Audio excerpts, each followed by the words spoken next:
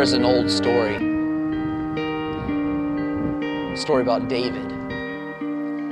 Saul and his 3 sons had died in battle. And now David, God's anointed, became king. Saul's household and David's household were fighting, and that fighting escalated to the point that Saul's family was all but gone.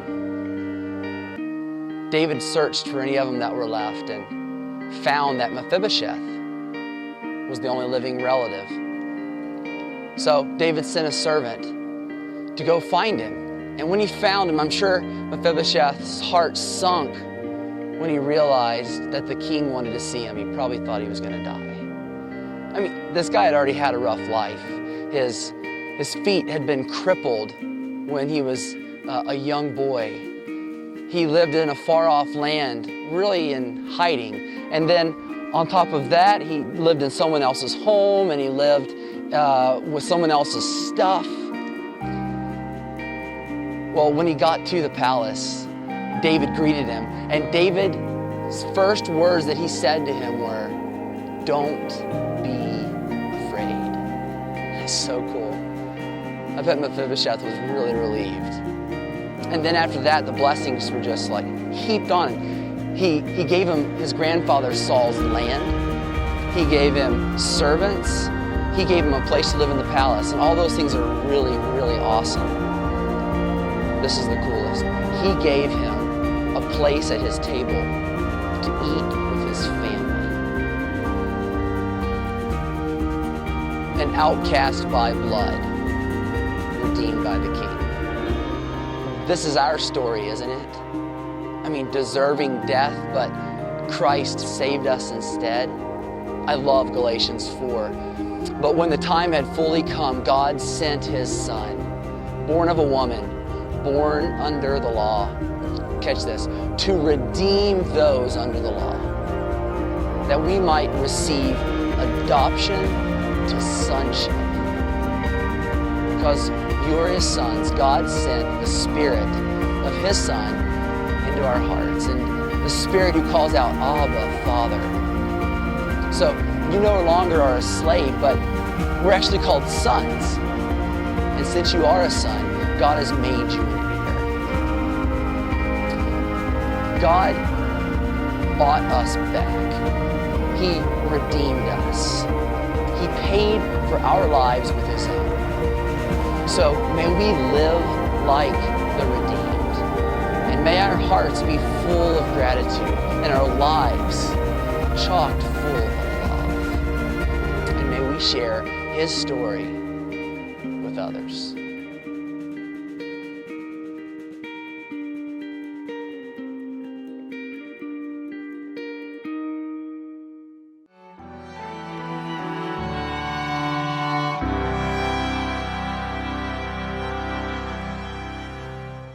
I hope to get a close relationship with the youth group and just go out and have fun and grow closer to God.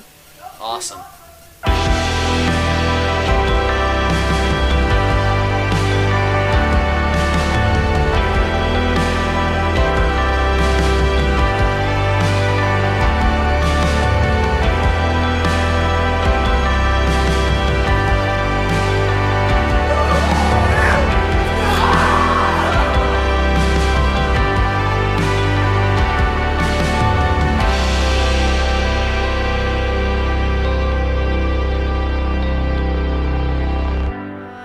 Redemption means giving the gift of grace undeservingly. And he's like mocking the Israelites, he's mocking Yahweh, he's like, whatever, like if you guys had a real God, you'd come out here and fight. And all the Israelites are like, just basically like we would be, right? If Kembo Slice walked in this room and was like, seriously, get up! And we'd be like, I don't know, it's okay. I'm good in my seat, you know? Because he loved me and he wanted to adopt me into his family. All this crap I've gone through, all the evil that's inside of me, just everything. And now, when I die, if I didn't have Jesus, I wouldn't be a pretty place. Just wouldn't be all that great at all. That's all that I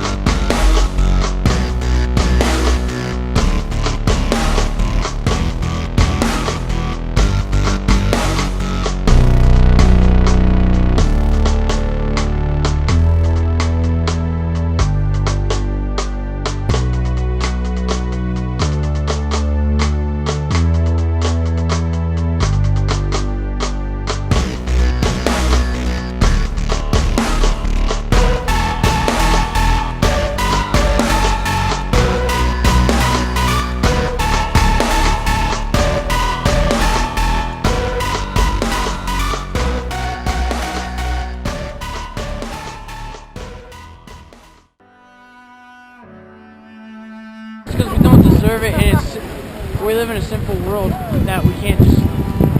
It keeps coming, and we keep asking, and then we keep getting sick. Back and forth. It happens all the time. Personally for me, I tell him my story of my life. God changed my life when I was 6. He took my leg away from me. Mom always told me when I was young he had a plan for me. I never really understood what she meant by that, and as I grow older in my faith and grow stronger in God, it's starting to come to me how he has a plan for everything. I really think he's going to try and use me just to show how great he can be.